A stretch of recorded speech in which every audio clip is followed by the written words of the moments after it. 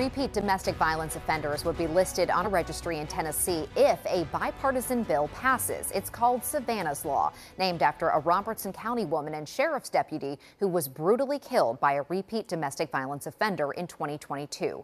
State Capitol reporter Tori Gessner explains how her mother believes the bill could have saved her life. It's one of the worst kinds of crimes, in this case, committed against a woman who dedicated her life to keeping others safe. My beautiful daughter would have been 26 years old on March 10th of 2025, just 2 days ago. Instead, I was visiting her grave. Robertson County Sheriff's Deputy Savannah Puckett was brutally murdered in January 2022. Her mother says she was shot 9 times, her dog suffocated, and her house in Springfield set on fire. Sad day for someone so young. The man responsible, James Jackson Kahn, who she briefly dated.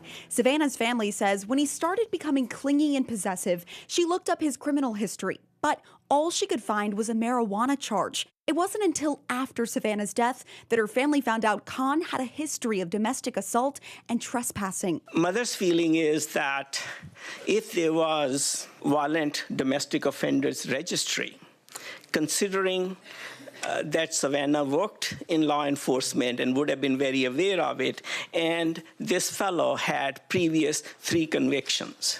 If there was a registry, the tragedy could have been avoided. Republican Representative Sabi Kumar's bill would create a registry. Domestic violence offenders would be put on the list after their second DV conviction.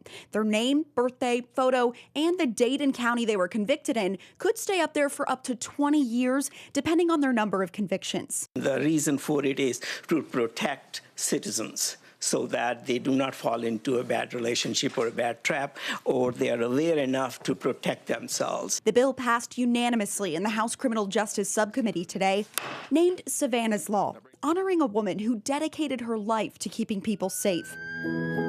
Her family hoping the registry will do just that for others. Reporting in Nashville, I'm Tori Gessner. Now, one of the biggest challenges could be finding the funding needed to create and maintain the registry, which could cost more than $400,000 a year. In August of 2023, James Jackson Kahn pleaded guilty to 3 charges in Puckett's murder. He's serving a life sentence.